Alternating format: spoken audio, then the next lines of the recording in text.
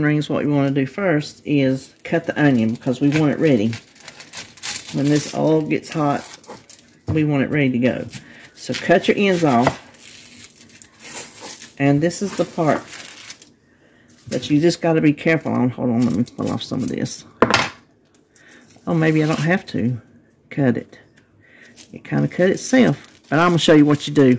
If your onion doesn't come apart that easy, like mine did, I'm going to show you. I'm not going to waste my onion, but I'm going to show you.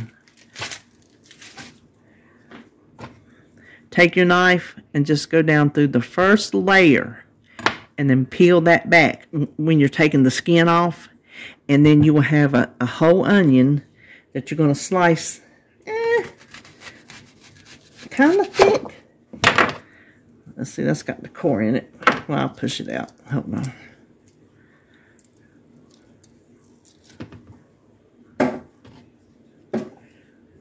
Well, the ends are going to look like that regardless. You can't help that. Let's see if we can do this one any better.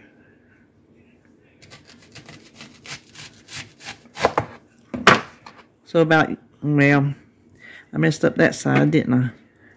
About that thick. If you can do it straight, like I seem to can't.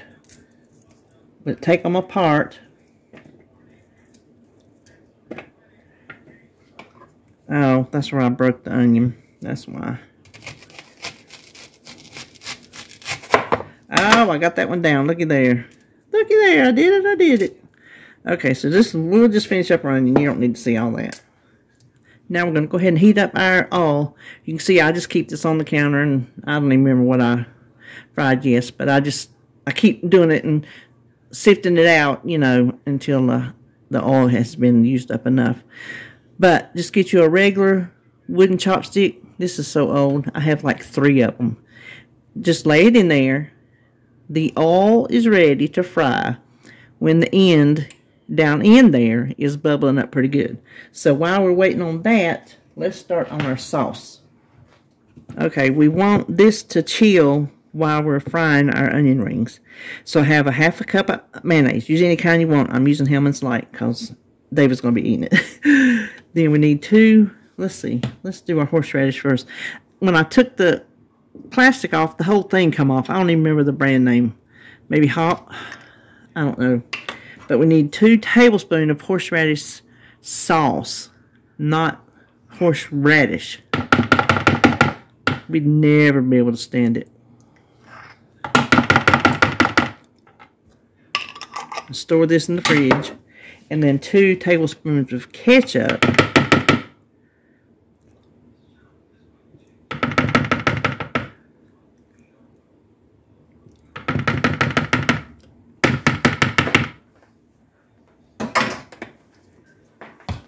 Half a teaspoon of salt.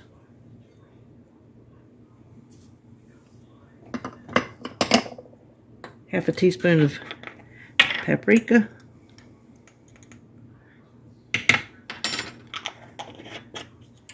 And an 1/8 teaspoon of oregano, just dried oregano.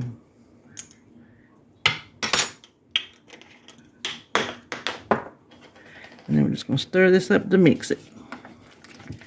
You can make this with onion rings, onion petals. We call it onion petal sauce because that's what it tastes like.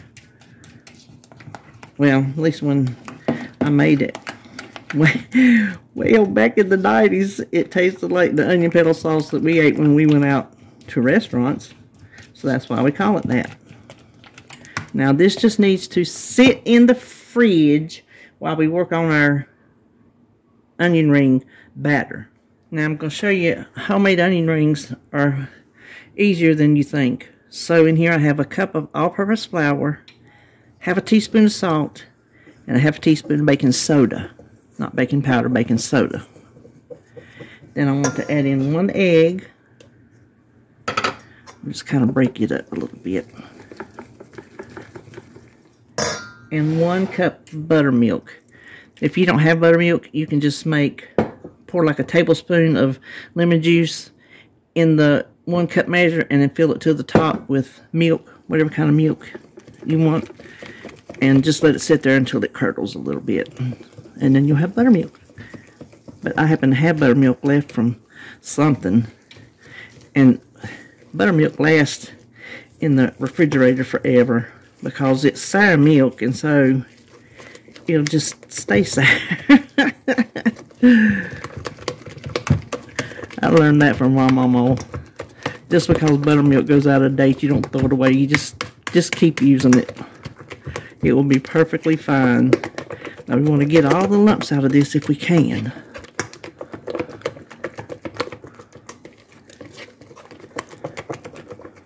Now I don't wash my, some people say soak your onions in ice water and you'll get a crispier one. I don't do that. I don't want to take a chance of getting any water in my batter because this is the perfect consistency. Where's my onions? Okay. Now we will, and some of my onions just broke because they just did. Like they were very fragile today. Oh, you can't see. So I'll just stir them around until they're coated. I just use a fork. I'll put a little bit more in here. Don't put them all in at one time.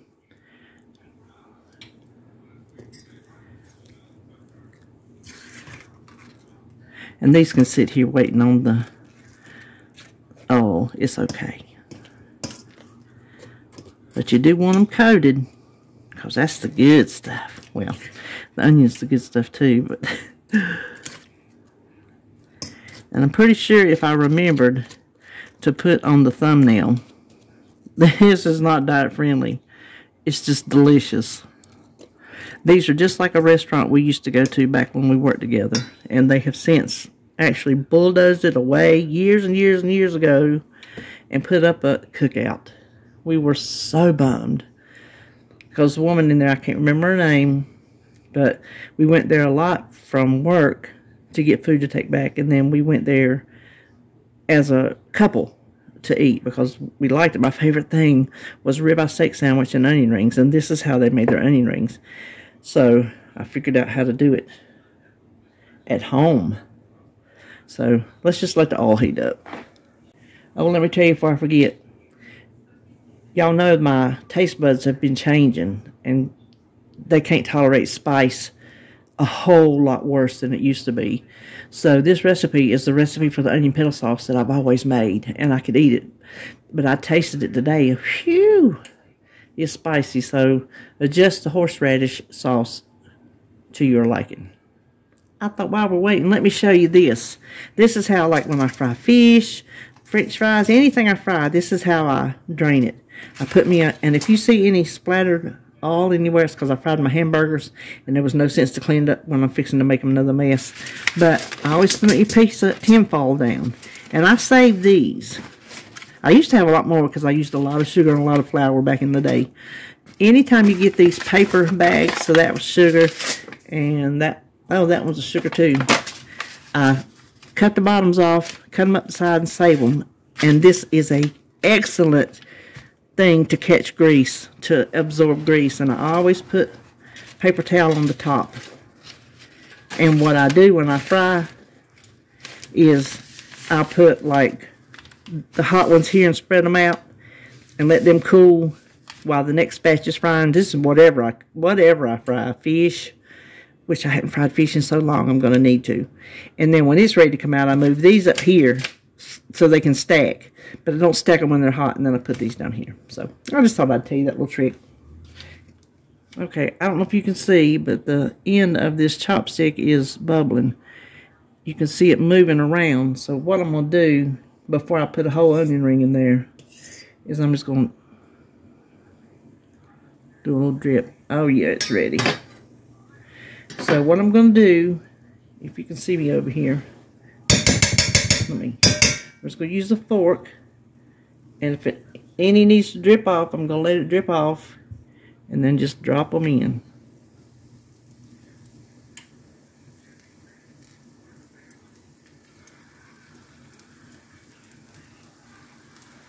Shake them if you need to. Oh, I can take my chopstick out.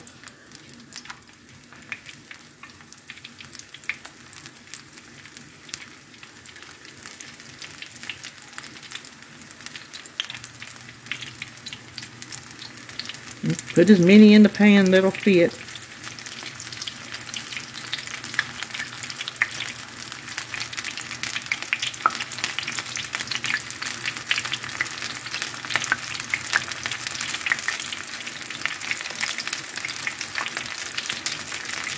I got some of these little ones, little pieces. I'm going to fry them. I don't want to waste them.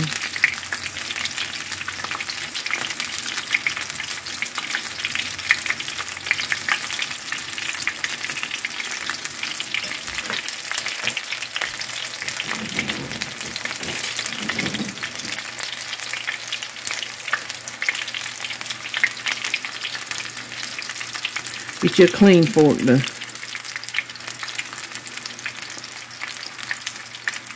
you can see they're starting to get brown on that side. So we just want to roll them over.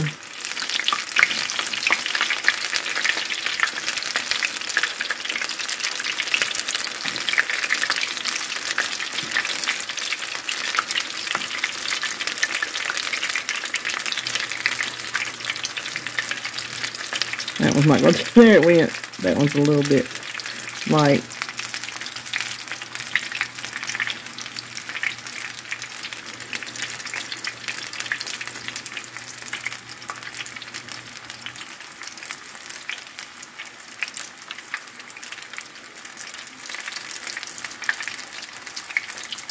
Okay.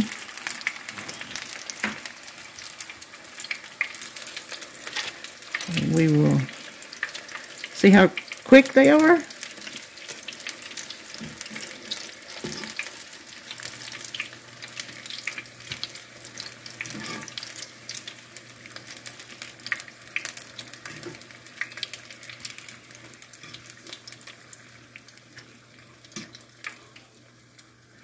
And just this little bit, taking a few minutes to salt them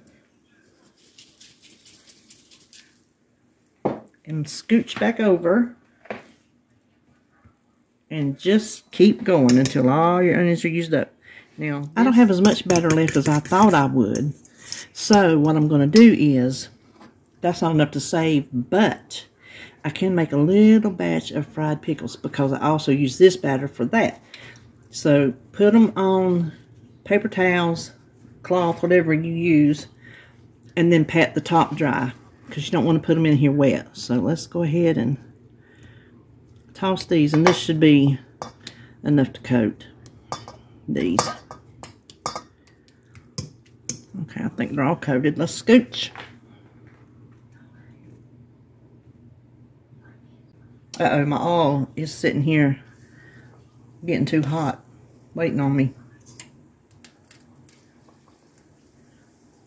I don't want to turn the burner down because then it'll start cooling off, and that's not good.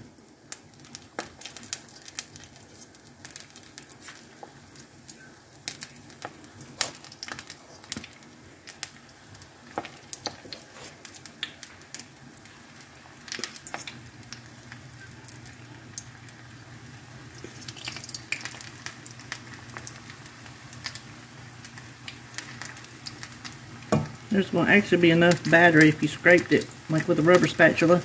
You could actually do another batch of pickles, but I think this will be plenty.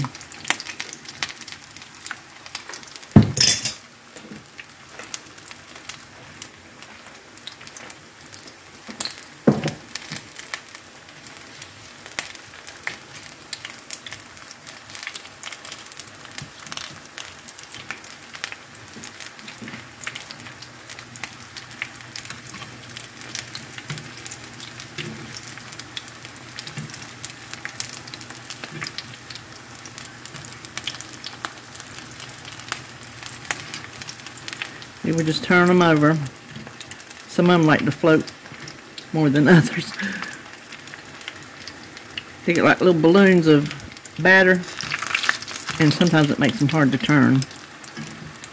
But as you can see with the onion rings and the pickles, the second side doesn't take as long as the first side, and the first side hardly takes any time at all if you have it all good and hot.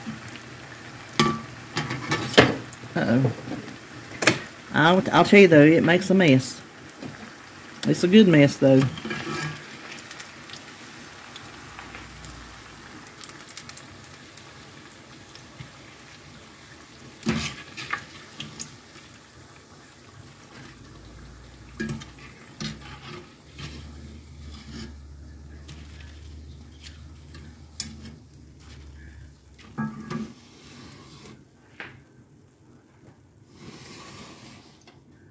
And of course, we want to give them a little bit of salt, even though pickles are salty on their own. Alright, hold on, let's look and see what we got. Here is our big pile of onion rings. That's just one onion. And I've already tasted one after it cooled. Oh my gosh, I have forgot how good they are. Cannot wait. No, I'm not worried about my diet tonight. This is a good throwback night. We're having them with hamburgers. And these are our fried pickles, which I know are going to be good. I can't eat one now because they're scalding hot. So, there you have it. There is what I consider the best onion rings and the best fried pickles ever. So, I hope you enjoyed this video. And I'll see you when I see you.